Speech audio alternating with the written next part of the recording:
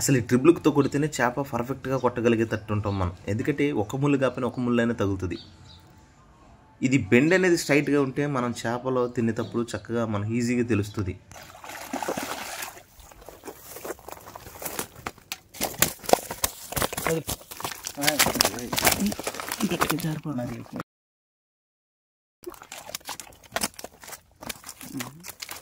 చేపల మేత కింద మట్టి తవ్వుతున్నాను. మట్టి ప్లస్ తవుడు ఇలాంటివి కలుపుకుని వేసుకుంటే చాలా బెటర్ రిజల్ట్ ఉంటుంది.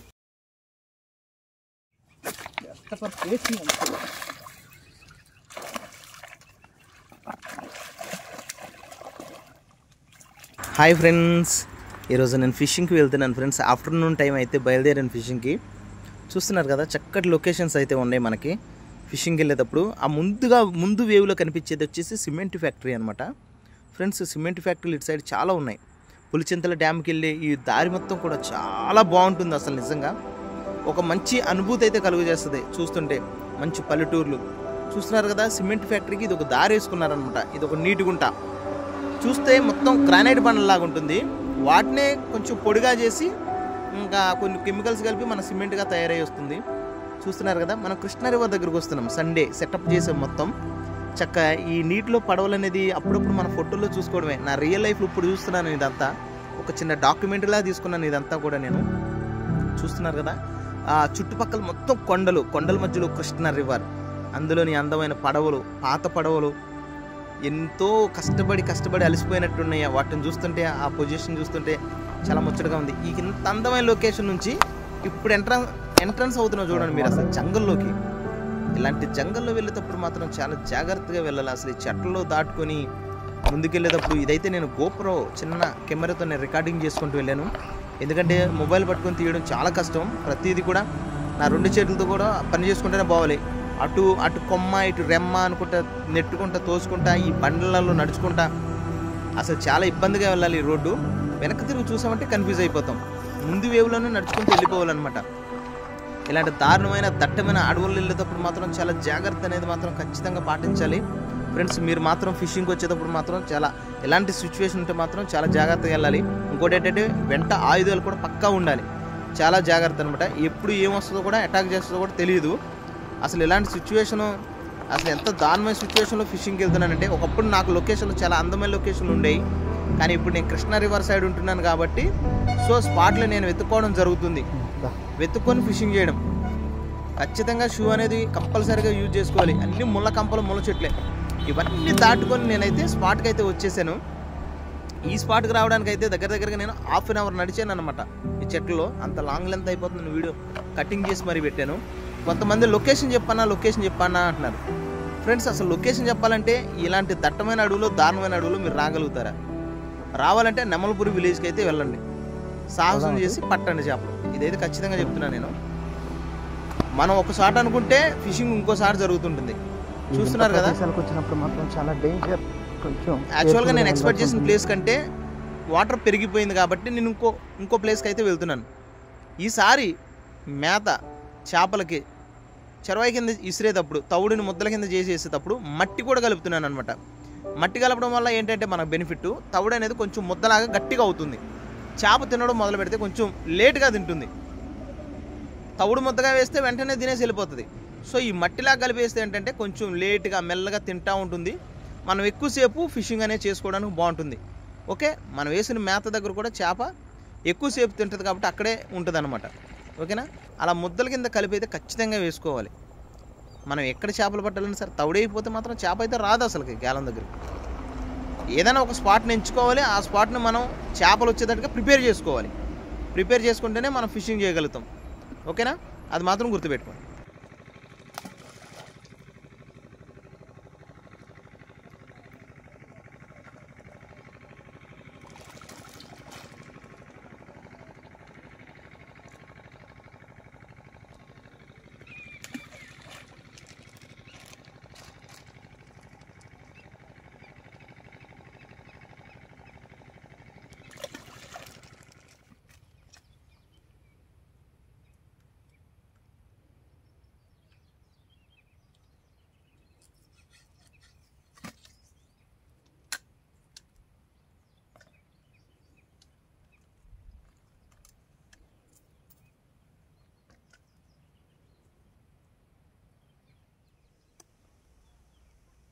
06 ట్రిపుల్ హుక్. ఇది నేనే తయారు చేసుకున్నా.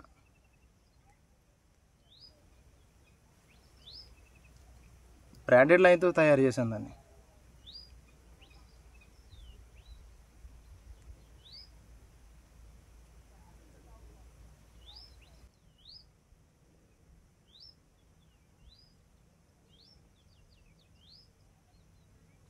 ఇది పిండి పెట్టుకోవడానికి సీసం.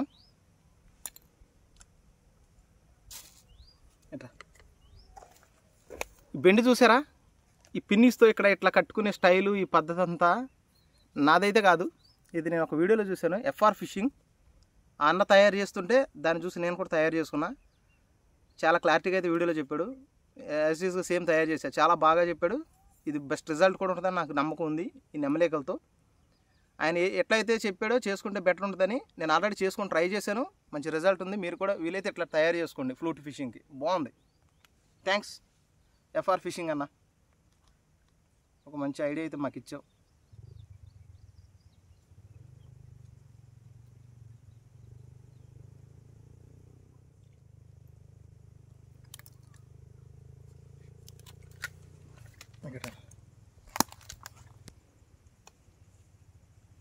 YOLO FG 6000 series. ఇది అమెజాన్లో బుక్ చేశాను నేను. ఇది ఫ్రెండ్స్ రీల్ అయితే బాగుంది. దీనికి రేటింగ్ కూడా బెస్ట్. యోలో రీల్ చాలా బాగుంది. మన రాడ్ అయితే వచ్చేసి రెయిన్బో ఫిషింగ్ రాడ్. ఇది 10 ఫీటు. ఓకే, 360 ఉంటుంది. దీని మీద 300/2 అని ఉంటుంది. యోలో ఇది అమెజాన్లో బుక్ చేసుకున్న రీలు. చూద్దాం దీని పర్ఫార్మెన్స్ ఎలా ఉంటుందో. డీప్ మనం జాగ్రత్తగా చూసుకొని వేసుకోవాలి. ఫస్ట్ గోలీ అయితే పెడుతున్నాను.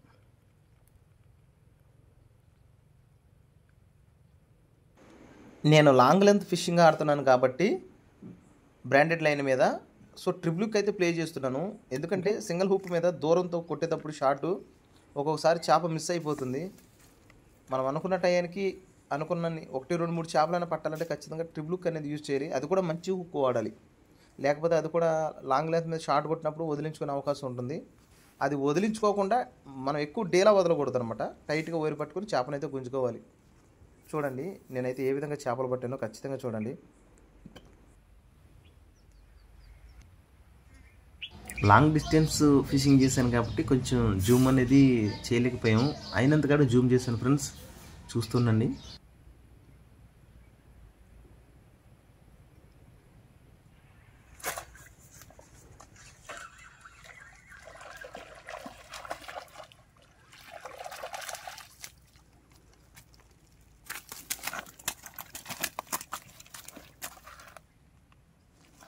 ఫస్ట్ చేప పడింది ఫ్రెండ్స్ మనకి. నాకైతే ఫస్ట్ బ్లాక్ రవ్వ చేప అయితే పడింది. ఇది కాకుమూసలు అంటాం మేము. కొంతమంది ఏంటంటే దీన్ని చిత్రాయిలు కూడా అంటున్నారు ఇటు సైడు. సో మాకైతే లక్కీగా ఫస్ట్ ఈ చేప అనేది ఖచ్చితంగా పడుతుంది. ఇది లక్కీ ఫిష్ అనమాట మాకు. ఇది పడినప్పుడు మనకు కలిసి వస్తుంది. ఇది ఫస్ట్ ఇదే పడుతుంది ఇప్పుడు మనకి.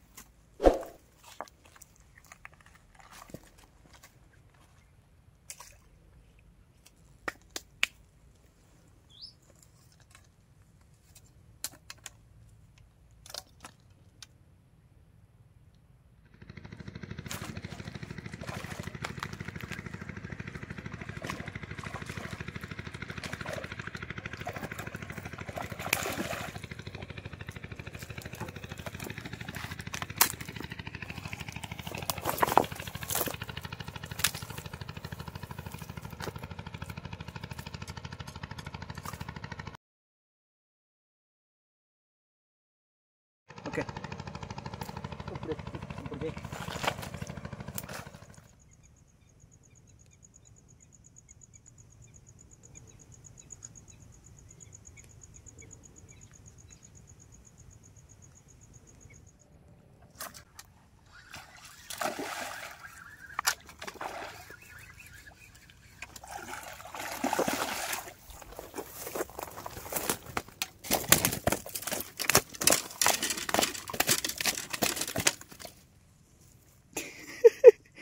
అన్ఎక్స్పెక్టెడ్ షాట్ అండి ఇదే. తినటానికి వచ్చింది. ఈ రోజులో మనం పెట్టన్నాం. ఏదో తీసేద్దాం కదని లాగా. తినటానికి వచ్చింది, తీసేద్దాం కదని లాగితే పట్టుకుంది. ఇక్కడ వేసి తీసుకురాని.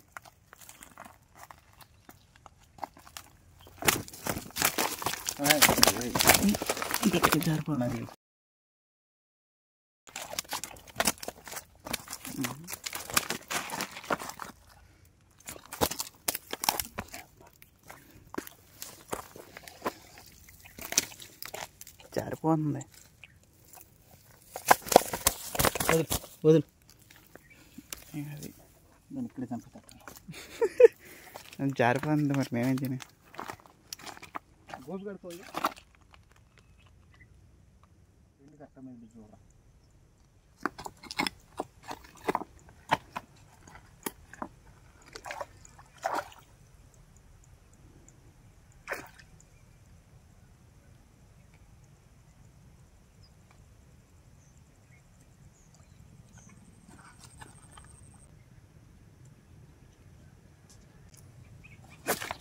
for facing and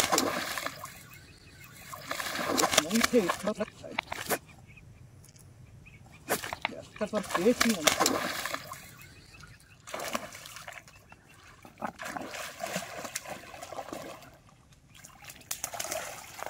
for tasting అంతే.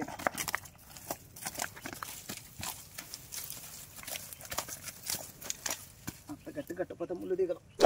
దిగ సూపర్ షాట్ ఇది, కరెక్ట్ షాట్. సెకండ్ రో దోస్తో, సెకండ్ రో ఫ్రెండ్స్.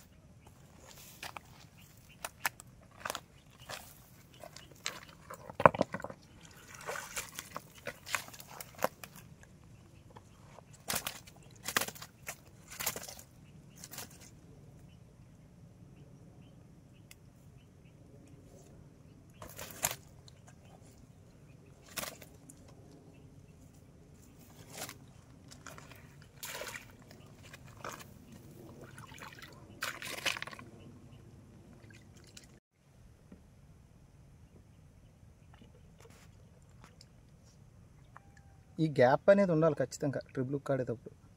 అది మెయింటైన్ చేయకపోతే దెబ్బ పడదు.